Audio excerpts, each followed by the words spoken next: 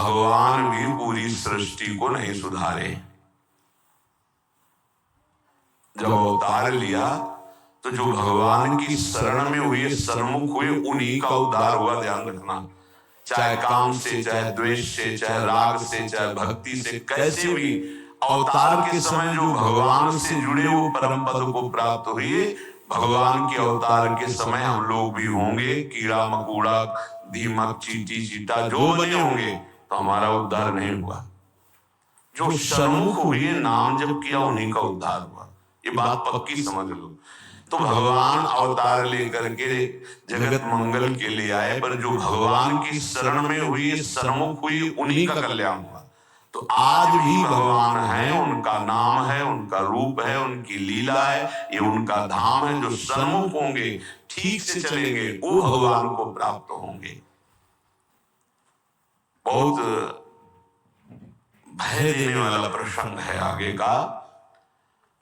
महाप्रभु चैतन्य देव श्री रघुनाथ दास गोस्वामी जी के ऊपर अपार कृपा की, तो बहुत ही वैराग्यपूर्ण जीवन आपने कल सुना।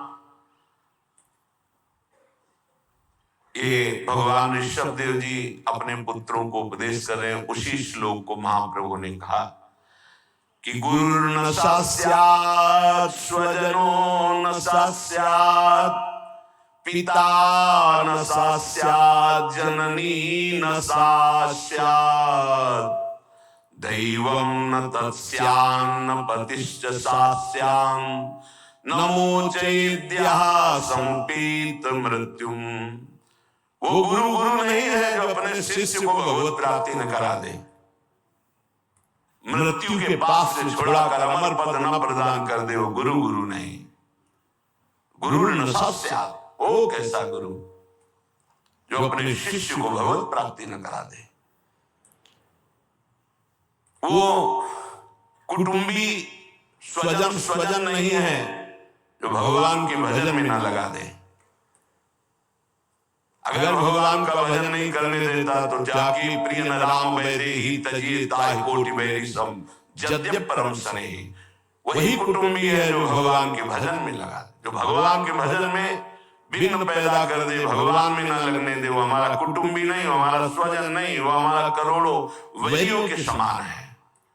पिता न स्यात्, वो पिता नहीं है जो मुझे भगवान के मार्ग में ना बढ़ाए, बढ़ने से रोक दे। वो पिता नहीं।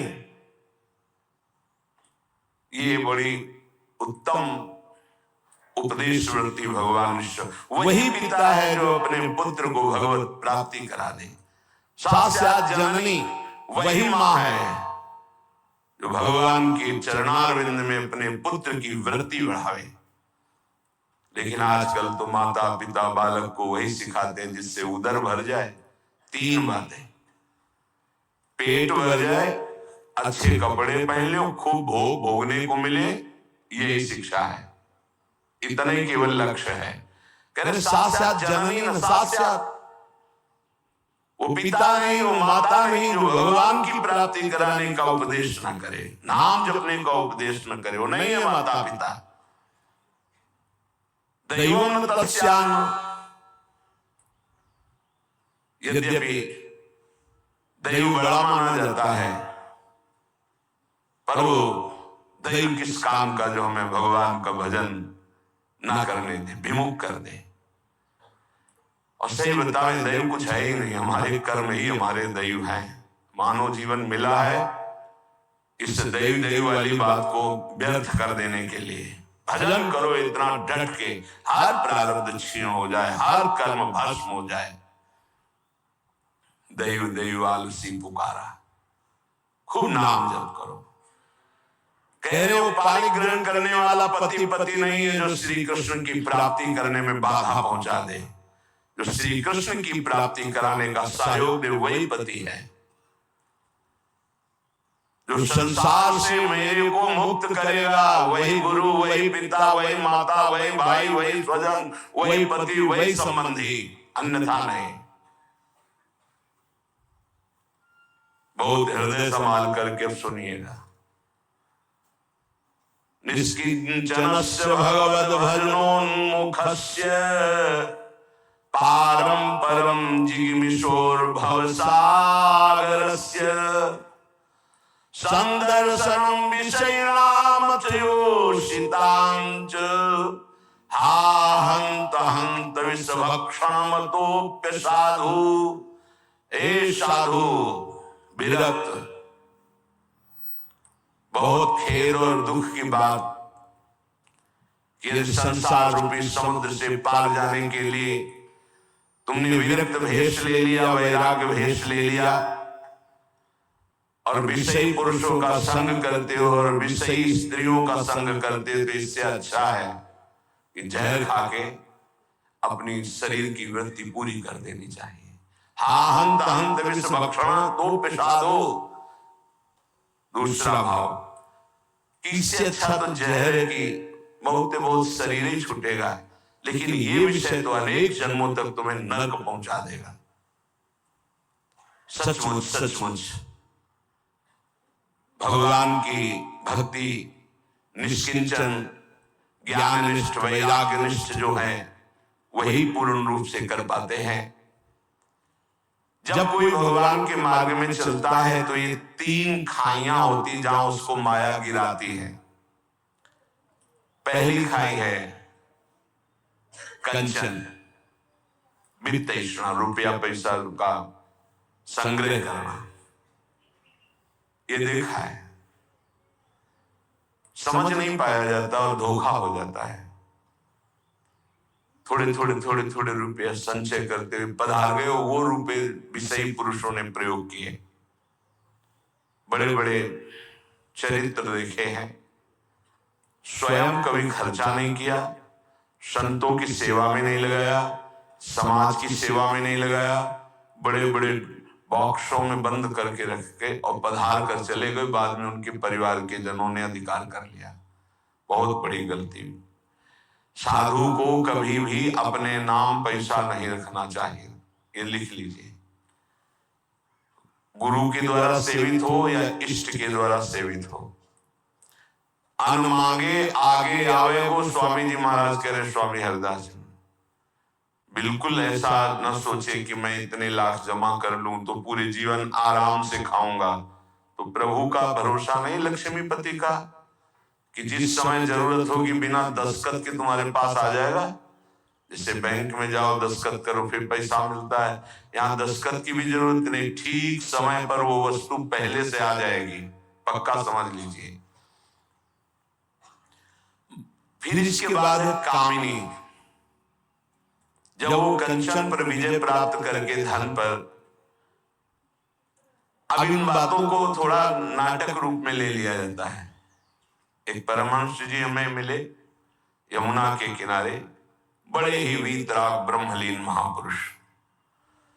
तो जिस आश्रम में हम थे वो यमुना के पावन पुलिन पर था। ये बात है बिंदौर, जब भ्रमण करते तब की बात। उस पार इछावर है, इस पार बिंदौर। तो जिस आश्रम में रुके थे सब, तो उनसे प्रार्थना की कि स्वामी जी आप रुक जाइए एक रात्रि, वो भी संभाषण दर्शन का सौभाग्य मिलेगा।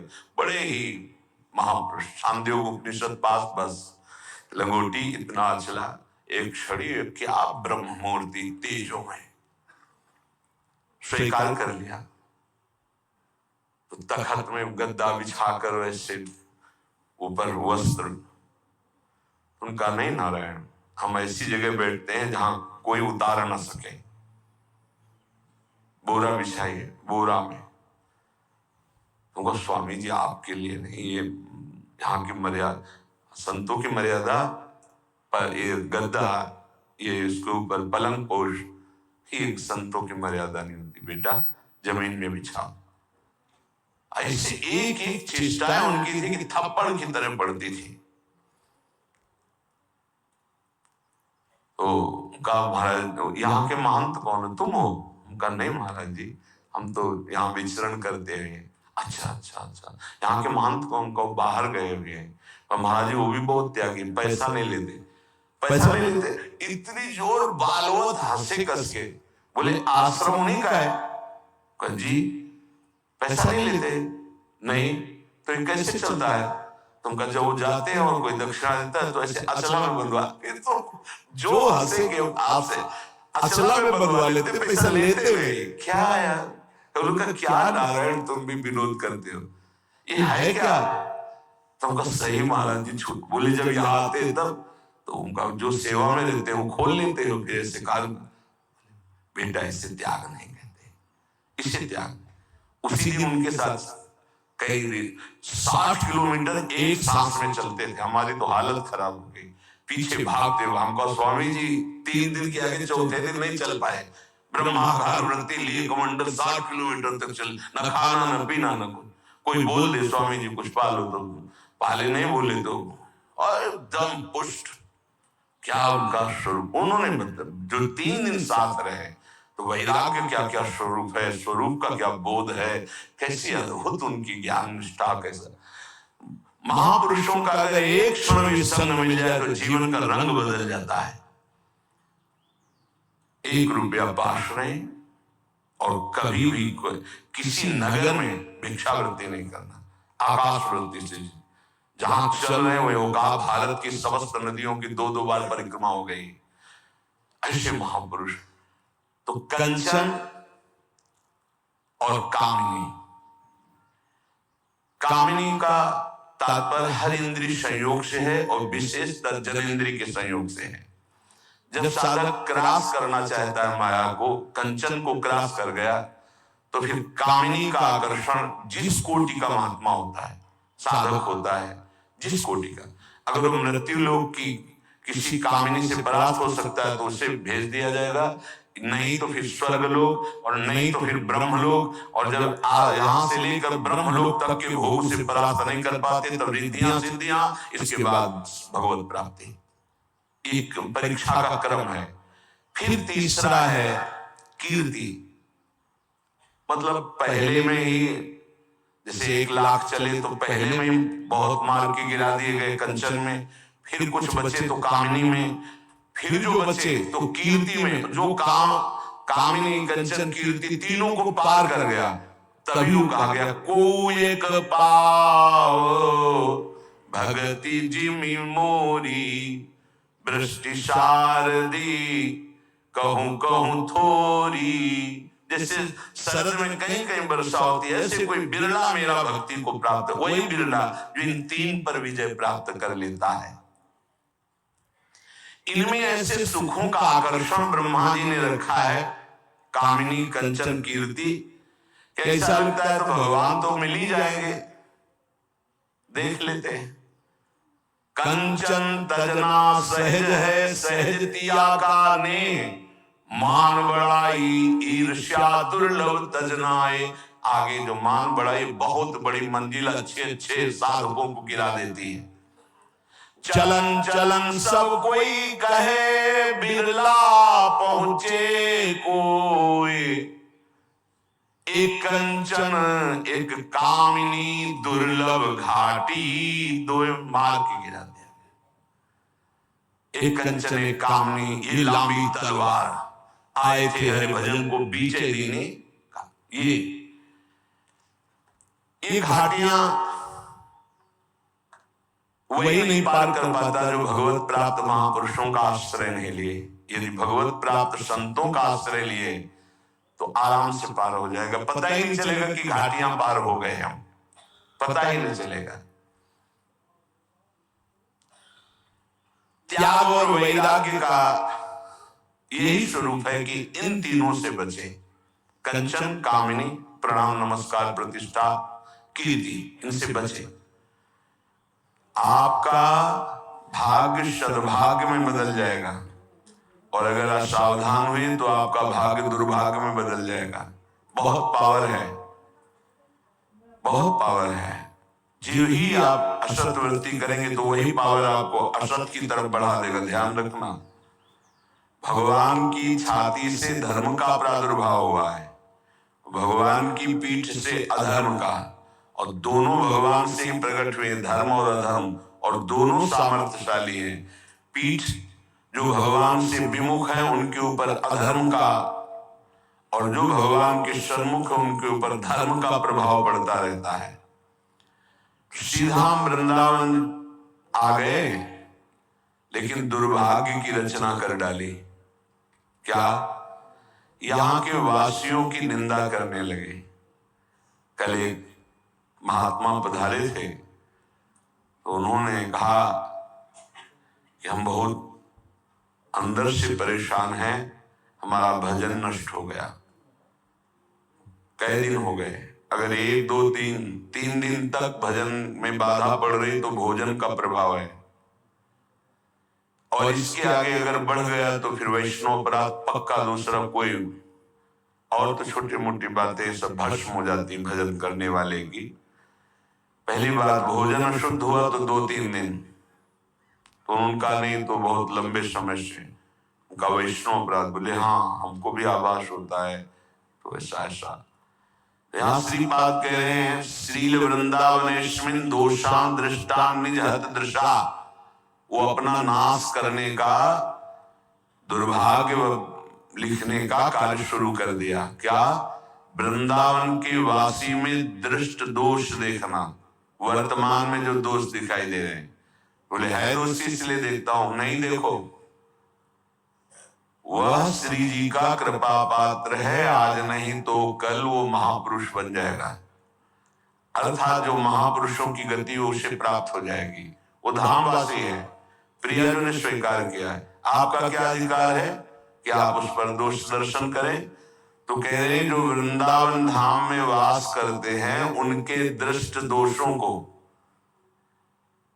दिखाई दे रहा है। ऐसा नहीं कि नहीं दिखाई दे रहा, आप आरोप लगा रहे हैं, दिखाई दे रहा है। दृष्ट दोषों को सत्य मान करके वर्णन करते, उनकी निंदा करते हैं, तो आपका भाग्य दुर्भाग्य में बदल जाएगा। यदि आप ये विचार करके कि श्री जी के लाडले हैं, इनकी बाहरी बात है पर इनके ऊपर बहुत कृपा है, आज नहीं तो कल ये सब सुधर जाएंगे क्योंकि लाडली जी की कृपा पात्र हैं, बात बन गई। ऐसे मूर्ख लोग अपना संकट स्वयं चयन कर लेते हैं। जो दूसरों की, वृंदावनवासी की दोष दृष्टि से निंदा आदि करते हैं, बहुत निकृष्ट बात है, इसे कभी स्वीकार न करें। सच्ची कहते हैं, देखो अपने सब पावन भूमि में बैठे हैं, निंदा तो अपनी करनी चाहिए। अंदर से देखो, ईमानदारी से देखो, जो हमारे अंदर कूड़ा करकट है इसकी निंदा करनी चाहिए कि मैं बहुत नीच हूं, हम पर इतनी कृपा है लाडली जी की, इतना दुलार कर रहे हो, हम उनकी दुलार को ठुकराए चले जा रहे हैं। वो कह रहे दाहिने चलो, हम बाएं बढ़ते चले जा रहे हैं, पर वो कृपा ही करती जा रही है। हम कभी एकांत में बैठकर नहीं रोए मैं कितना नीच अपराधी हूं कि अपने इतने करुणा में स्वामी का विरोध कर रहा हूं, उनके विरुद्ध चल रहा हूं, जबकि प्रतिकूल विसर्जन, बिल्कुल विसर्जन कर देना, आज के बाद कोई गलती नहीं होगी। पर हम गलती पे गलती करे जा रहे हैं। श्री जी इस बार माफ कर दो, आगे से फिर किया, श्री जी इस बार माफ कर दो, फिर वही वो माफ करती चली जा रही। हमसे गलती होती। जब हम ये देखेंगे तो हम दूसरे को देखने लायक ही नहीं। हम क्या दूसरे को देखें? हम अच्छे हो तो दूसरे को देखें, और जब सच्चाई में तुम अच्छे हो जाओगे तो दूसरे के दोष नहीं दिखाई देंगे, सब में अपने प्रभु दिखाई देंगे। इसलिए श्रीपाद कह रहे हो, मूर्ख लोग अपने संकट को बुलाते हैं, संकट का निर्माण करते हैं। ये बहुत भयावह बात है कि किसी वैष्णव या किसी वृंदावनवासी की निंदा बिल्कुल भूलकर मत करना। ये ब्रजवासी जन भगवान के लाडले हैं। देवराज इंद्र को भ्रम हो गया, घुटनों पे आ गए, तब भगवान ने क्षमा किया। जाओ, त्रिभुवन पति घुटनों पे बैठे थे इसी रज में, जो गोविंद कुंड है ना, घुटनों के पर थे, नाथ क्षमा कर दो, जाओ। ऐसा अहंकार मत करो कि तुम्हारे द्वारा पूरी सृष्टि चल रही है। ये ब्रजवासी हमारे प्राण हैं, अगर इनको कोई संकट तो फिर हम उसको महासंकट में डाल देंगे। हमारे ब्रजवासियों को कोई ना छेड़े। भगवान कह रहे मेरे प्राण हैं ब्रजवासी जन। देवराज इंद्र से ज्यादा नाराज नहीं हुए। कारण जानते हो? किया तो उपद्रव ब्रजवासियों को पीड़ा देने का, लेकिन सब ब्रजवासी एक साथ बैठ कर दिए ना, तो लालजू ने थोड़ा तो उन पर शासन किया, फिर कृपा कर दी। लेकिन ब्रह्मा जी को पर कृपा नहीं की, क्योंकि अलग कर दिया। ये उपद्रव किए पर सबको इकट्ठा कर दिए। इसलिए ज्यादा इनको पढ़ के देख लेना, ज्यादा नहीं, बस इतना कहा तुम देवराज हो, सतोगुणी हो, अहंकार मत किया करो। लेकिन ब्रह्मा जी तो कांप के चले ही गए। भगवान मुस्कुराए नहीं। क्यों? ब्रजवासियों को अलग कर दिया। तुम ब्रह्मलोक में मायामयी सैया पे सुला दिया। हमारे प्राण प्यारे ब्रजवासियों का अपराध करते हो। तो आज तक ब्रह्मा जी का प्रवेश नहीं ब्रज में। बात समझ लो। वो मूर्ख हैं जो वृंदावन या ब्रजवासी जो वास कर रहे हैं उनके प्रति दोष दृष्टि करें। 12 वर्ष में तो सिद्ध हो जाता है, 21 वर्ष में क्यों नहीं परिवर्तन हुआ? जी गलती। तो जब हमारी गलती, तो हम दूसरों को क्यों दोष दर्शन करने वाली वृत्ति से देख करके निंदा करें, उनका अपमान करें? हमारे अंदर खुद इतनी ये गलत है, तो तुम क्या कर रहे हो? तुम भी तो गलत हो जो दूसरों का दोष दर्शन कर रहे हो। परमार्थ कहता है किसी के भी ना दोष देखने ना गुण देखने, सब में भगवत भाव देखना। संसारी पुरुष क्रिया देखता है, परमार्थ का पथिक कारण देखता है। कारण श्री हरिवंश बनम, क्रिया नहीं देखता है।